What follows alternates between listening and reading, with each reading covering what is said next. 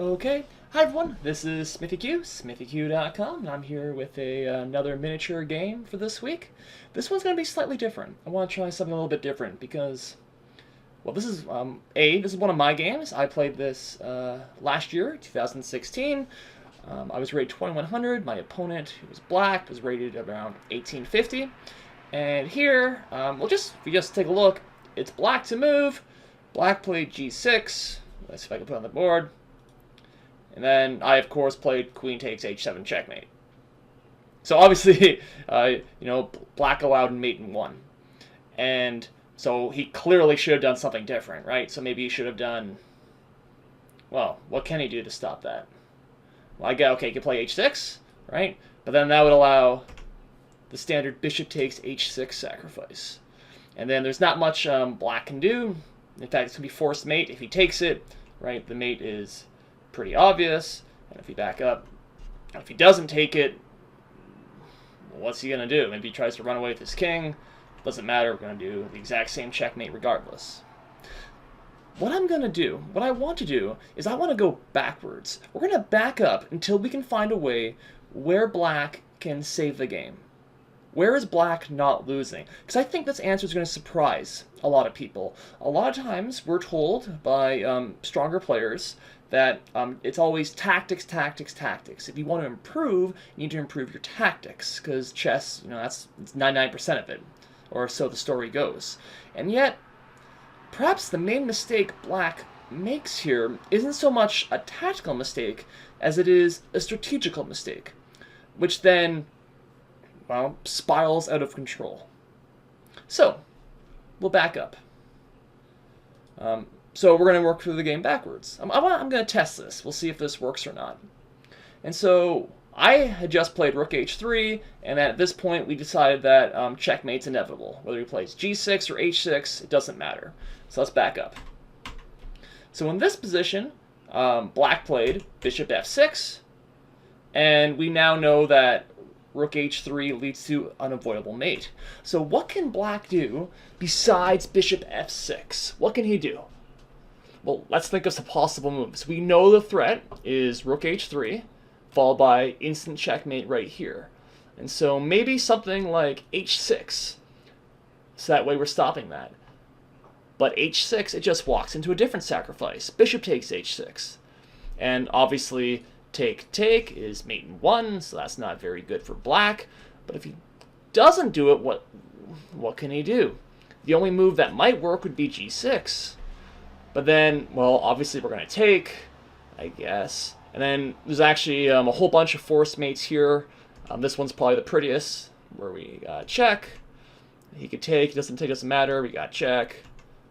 And then instant mate. And we can see just how effective white's attack is. Even though he sacrificed a piece, he still got his bishop, his rook, his queen, all bearing down out the bare king. There's no defense. Even this rook could come in somewhere in some variation. So white has an irresistible attacking force. Black is defending with nothing. Not even any pawns. All the pawns are gone. So if we return, we know that h6 doesn't work. Okay, what about g6? Well, g6 doesn't look much better. We're going to take it. After he recaptures, we then have bishop takes g6. It's not even a sacrifice, because the queen is pinning the king.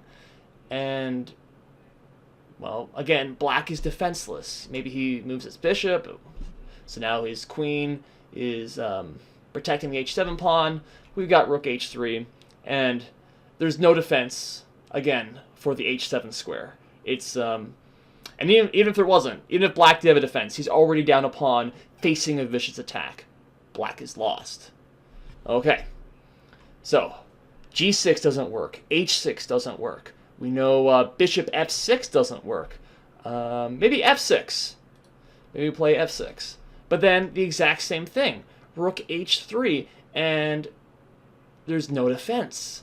Again, if we try h6, the exact same sacrifice is going to happen. Taking leads to, again, immediate checkmate. So he can't take. But if he doesn't take, what's he going to do? I guess he tries to run with the king. But again, this leads to a fairly forced mating sequence. Nice and pretty again. Do we see how powerful black's attack, white's attack is?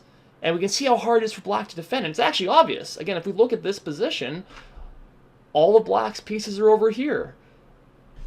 And almost all of white's pieces are aiming at the king. In fact, let's back up to the position in question. After queen h5, literally every white piece is able to face into this attack somewhere. Even this rook could slide in. And if we look at black's defenders, well, he's got a rook on the back rank doing nothing, and this bishop isn't doing anything. We notice that, again, in the game, black tried to play bishop f6, trying to get a defender in, covering the g7 square, but then mate's unavoidable anyway. So we can see the problem is that, well, black isn't defending with anything, and white's attacking with everything. Of course, the tactics are going to favor white. So let's back up 2 moves. So it was in this position, black played queen c7, and as we saw in the game, queen h5 leads to irresistible threats. Well, what can black do besides, he has to move his queen, obviously. Is there a better square than c7? Well, it seems that no matter where he moves, it's going to follow the exact same attack. For instance, maybe he plays queen d7 instead. Well, exact same thing, rook h3, and the exact same threats are going to happen. Queen h5 is coming, f6, bishop takes 8, all the threats are there. The one possibility, instead of, it might be moving the queen to e8. The reason for this is that perhaps f6 could be a defensive try, which stops the pawn from moving, and then the queen is eyeing this square, or can come to f7 and try and protect that way. So that's a possibility. Unfortunately, again, it's not fully up to the task. White's going to play queen g4, and now there's a threat of a checkmate straight right here. So how do we defend mate? If black plays bishop f6, then white can just go back to the rook h3 idea, the rook h3 idea, and now there is no f6 with the queen defending h5. It's the exact same variations, the exact same white plan. Black's defenseless. If he doesn't play, maybe he plays rook to g8, defending mate on this square. Well, again, we're able to easily shift over one more rank. And now we can see, in fact, that the black king has absolutely nowhere to go. And again, threat is going to be queen h5 and then checkmate. Excuse me. And in fact, this is going to stop black's defensive idea. Because if he tries f6 now, so that way the queen will stop, queen h5, this allows a different idea of rook takes h7. Then for queen h3, that's the only move. And then we got a checkmate here. That's pretty. It's always nice sacrificing, rooks and queens here. In fact, backing up, after rook h3, it is it's going to be a forced mate regardless on h7. And there's actually an interesting variation. If black tries g6, it's actually a forced mate in like 5 with rook takes, queen, queen, and then bishop. A bit harder to find, right? The variations, they require a bit more calculation. And the reason for that is that black is bringing more pieces into the defense. Right? His rook is defending, his bishop is there, his queen might be there. We have to try a little bit harder. But the attack is still there. White's position is still incredibly strong. If instead of rook g8, one last possibility, it would be g6 right away. But again, this rook h3 idea is going to come in, and there's, again, no defense. The computer says that king g8 is perhaps the best move. But then, at the very least, after bishop h6, we're going to win the exchange. And there's still an attack coming in. Now, that's better than getting checkmated, granted, but white is still winning. Instead of king g8, if perhaps bishop f6, which looks, like perhaps a more human move. Well, again, exchange, exchange, bishop takes g6. We've got the pin, the last piece comes in, and again, black, it's defenseless. Black is losing. And so again, we can actually see all the way back here. It's like what? How many moves is that? 4? Black is still losing. So he had already made his mistake before here. Like, the rest is just a different degree. Let's back up. What happened before this? We had reached this position, and we saw that black took the knight. But then after the recapture, we saw again his position is losing. The white's attack is just too strong. Now that makes perfect sense, doesn't it? Because doesn't this knight look too strong? The knight, it's attacking, it wants to exchange the knight, because then black doesn't have a defender. It's also attacking the bishop. Also, the knight and the bishop are attacking this pawn. And so, which might not seem, so sexy compared to the huge attack we've just been looking at for the last 4 moves. But a pawn is a pawn. Winning a pawn for nothing is still victory. So in this position, black played. Again, he took the knight, which, as we now know, is losing. And in fact, it's kind of obvious if we just look at the position, even without calculating. This is one of the strengths of positional understanding, is you start noticing the patterns. You start seeing where the pieces are going, what's possible. And we can see here is that the queen has to move somewhere, right? You move to c7 in the game, that's fine. And we can just see, where are the pieces going? The bishop is going, the other bishop, the rook is already lined up, the queen can slide over. All of white is ready to attack, and none of black is ready to defend. Even without calculating variations, the attack almost plays itself. I'm not going to lie. Most of these variations that I've shown you, in fact, almost all of them that I've shown you, is I only worked out after the fact. I wanted to see how could black defend better. And does he defend better? Yeah, there's possibilities, but it only prevents the loss. As soon as he took the knight, right here, he's losing. But in fact, if he doesn't take, again, what does he do? The computer suggests that bishop d8 is best. And now we got a couple of possibilities here. After the exchange, queen h5. Actually, this is actually a useful thing. If we look at this position right now, this is very similar to what happened in the game. Right? But notice there's a couple key differences. One, it's black to move, so he has a tempo. But look how there's no pawn here. So this pawn, after black takes, holy cow, why does the computer hate me? Black takes, white takes. And with this pawn not here, it's much easier for this bishop to get into the attack. All we have to do is get rid of this pawn, either by exchanging on g6 or advancing with a potential sacrifice with f5, f6. If you look at this variation in the game, where if black were to play bishop d8, then after exchange, queen h5, with this pawn here, it's blocking this bishop. This bishop cannot participate in the attack, or it's much, much harder, right? There's no easy way to get the bishop in. It's also black's move, so he can think about defending somehow. And he's able to defend much better than before, because now, after g6, if there's an exchange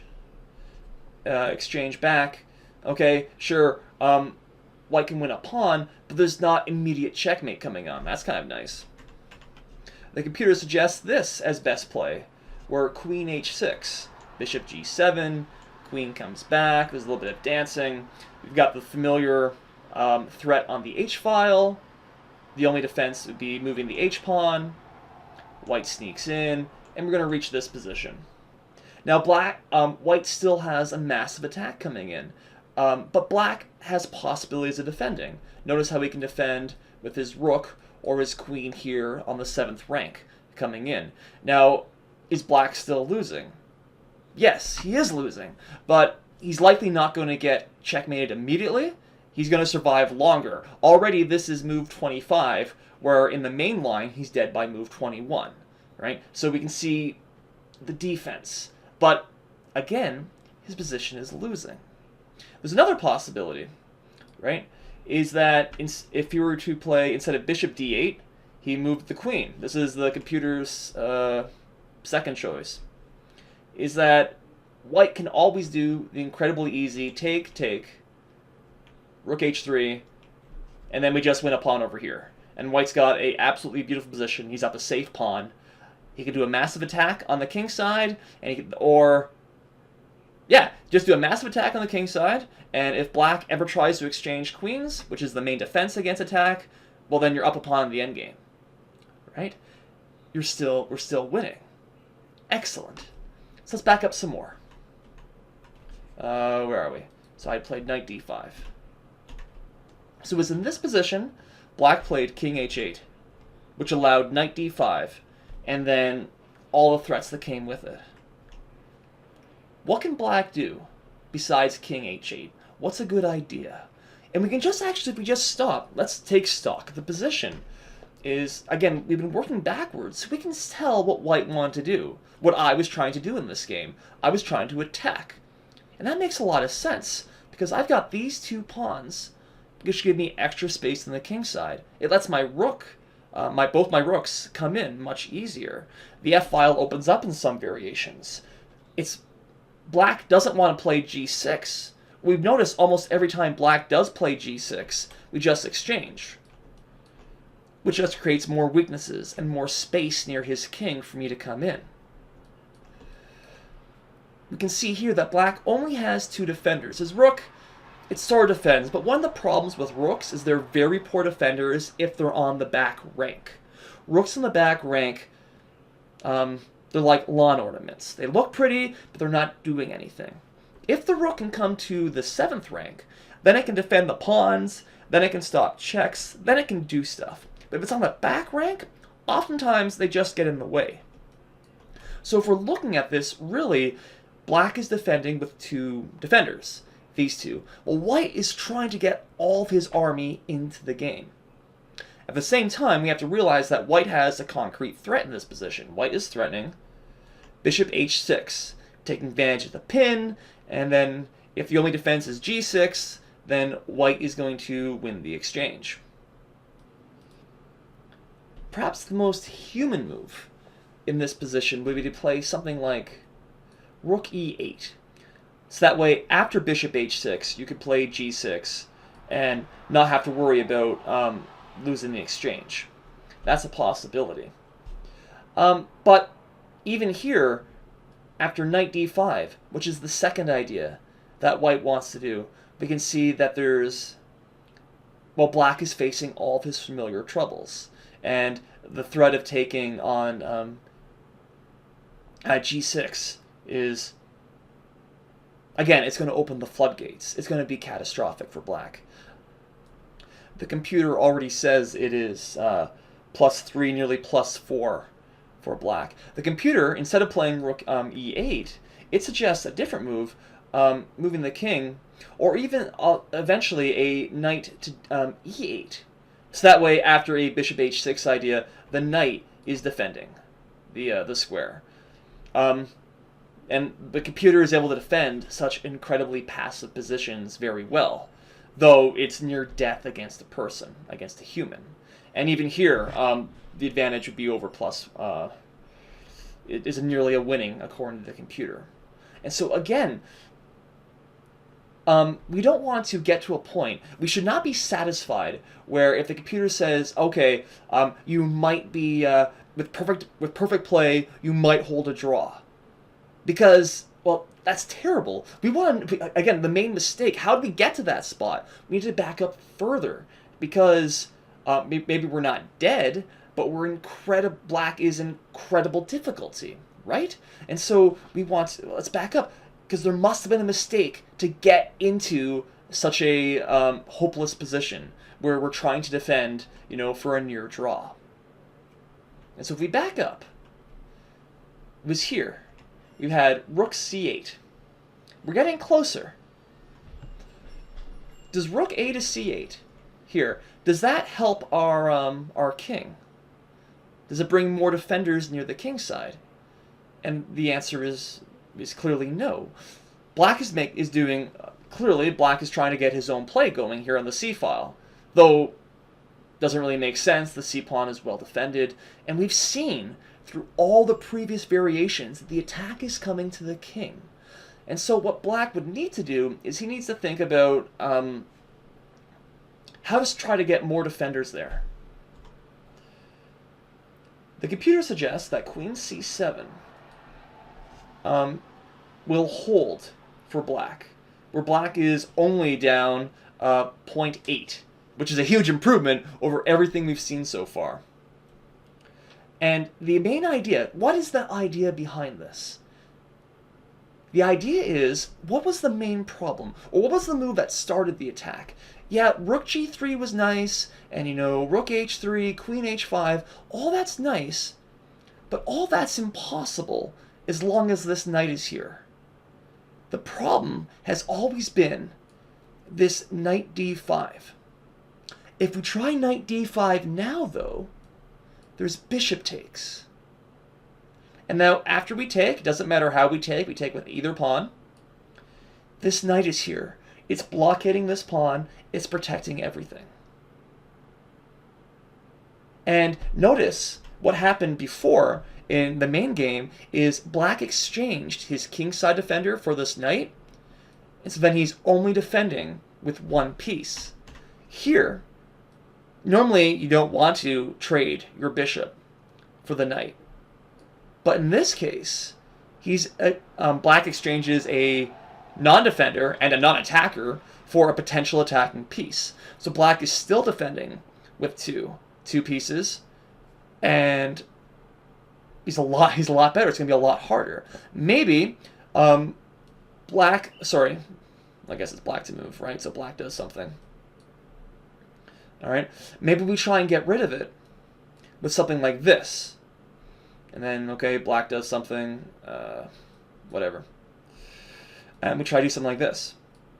But now notice, by trading the bishop for the knight, now there's no bishop takes h6 sacrifices. And so the defense with h6 is going to be a lot better. And we can see how Black has more defensive options here. Because again, he has more defenders. The attack is much harder. And in fact, the attack is almost impossible here.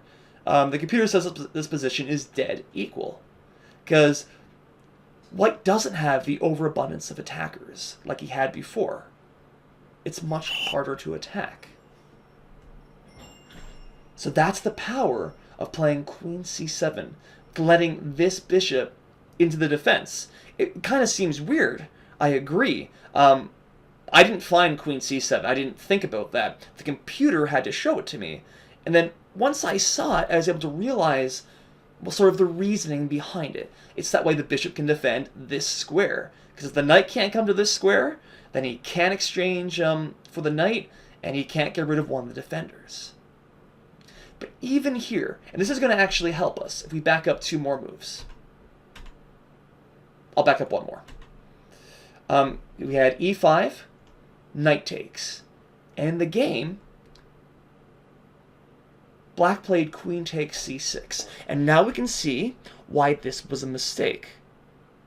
Well, we know why, right? Because the queen is in front of the bishop, which now means the knight can jump in to d5, and the bishop can't take it.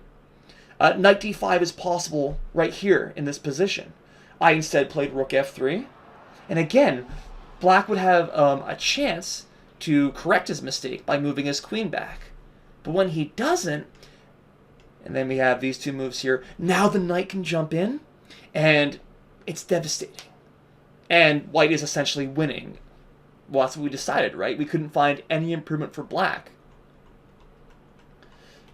And so here, well, what's the correct move? Well, obviously it's bishop takes c6, where we got the defense going. And Black is hanging on.